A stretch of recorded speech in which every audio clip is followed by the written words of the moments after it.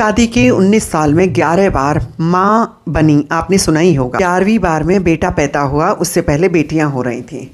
हमारे समाज में लोग आज भी बहुत घरों में बेटी नहीं चाहते।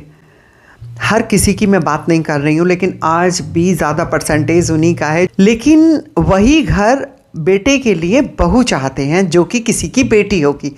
वो बेटी कहाँ से आएगी? आपको पता है ना कि बेटियों के बिना संसार चल नहीं सकता।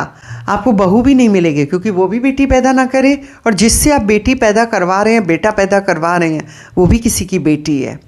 तो आप लोगों ने ये जो मानसिकता अपनी बना रखी है कि बेटियां नहीं पैदा करनी है। आप जो बेटियों के लिए पागल रहते हो ना, आपके भी आसपास ऐसे लोग होंगे कि जिस बेटे के लिए पागल थे ना, वो बेटा वही बेटा उनको कैसे जूता ही मार रहा होता है। कड़वी है मगर सच्चाई है। बेटियों को कुछ समझा नहीं जा रहा था, वही बेटियां माँ बापों को फिर देखभाल करती हैं।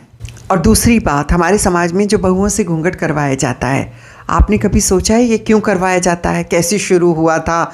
वो तो बात है कि जो शुरू हुआ था वो मुग़ल आए थे और उनकी वजह से अंग्रेज़ थे, मुग़ल थे, वो सब छोड़ दो अब, ठीक है। वो भी तो पुरुष ही थे ना जिनकी नीयत गंदी होती थी औरतों के ऊपर।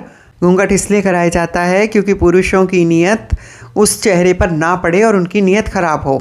तो भाई आप अपना चेहरा छिपाओ ना। आप दूसरे की बेटी को भी अपनी बेटी क्यों नहीं समझते हो? जैसे आपकी बेटी घूंघट नहीं करती है तो दूसरे की बेटी भी घूंघट नहीं करेगी।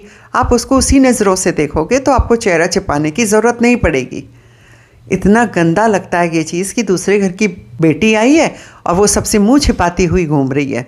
पता नहीं उसने कितने बुरे पाप कर रखे हैं। किसी भी धर्म में हो, जो स्त्रियां हैं, हमारी जो लेडीज़ हैं, वो भी ना जो पुरानी चीज़ें हैं वो मानती चली आ रही हैं। उन्होंने भी ये चीज़ अडॉप्ट कर ली है कि औरतों को घर में रहना है, पुरुषों को बाहर रहना है। मोबाइल में जो खुल रहा है ये भी तो पुरुष ही है ना, जो 3 साल 13 साल 10 साल की बच्चियों के साथ में गंदगी कर रही हैं।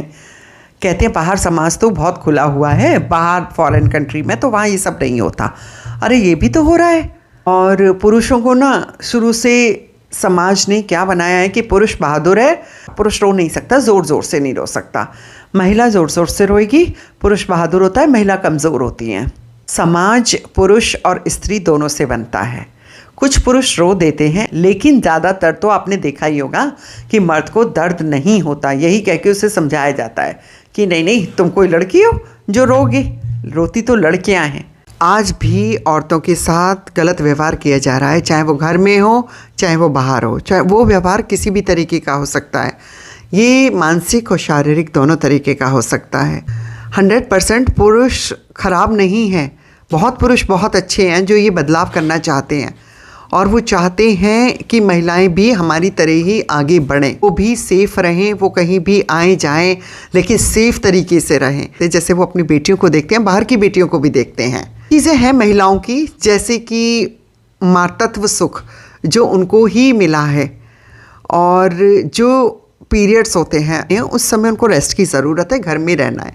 लेकिन बाकी समय वो पुरुषों की बराबर, पुरुषों की तरह रहकर काम कर सकती हैं। उनको भी धीरे धीरे ऐसे ही शारीरिक तौर पर भी मजबूत बनाया जाए। होता क्या है ना, वो शारीरिक तौर पर भी कमज़ोर कर दिया और मानसिक तौर पर भी कमज़ोर कर दिया। तो ऐसा नहीं है। बहुत सारी महिलाएं हैं, देखो ना, क्रिकेट खेल रही हैं, कुश्ती लड़ रही हैं। तो बदलना तो पड़ेगा ही। बदलाव में कुछ महिलाओं को भी शामिल होना पड़ेगा और कुछ पुरुषों को भी शामिल होना पड़ेगा, जो पुरुष वाकई बदलना चाहते हैं हमारे समाज को, और हैं ऐसे पुरुष। और मैं बहुत प्रशंसा करती हूँ ऐसे पुरुषों की जो ये बदलाव चाहते हैं और वो कोशिश भी कर रहे हैं। तो अगर हमारा समाज बदल जाएगा, सोचो, लड़कियां चाहे 3 साल की हों, 30 साल की हों, चाहे वो 50 साल की हो, वो बाहर जाएं, हमेशा सुरक्षित रहें, सेफ़ रहें, और ऐसे ही रहें जैसे ऑफिस में जाती हैं, वहाँ पर वो आराम से काम कर रही हैं, अनकंफर्टेबल फील ना कर रही हों। किराया जाने की ज़रूरत भी नहीं है, क्योंकि उनको ऐसे फील हो रहा हो कि वो बिल्कुल नॉर्मल है। ये भी उनको ये फील ना लगे कि देखो हम औरत हैं, हमें फील कराया जा रहा है। वो चीज़ भी आने की नौबत ना पड़े। ऐसा वाला समाज बने कि सब कंफर्टेबल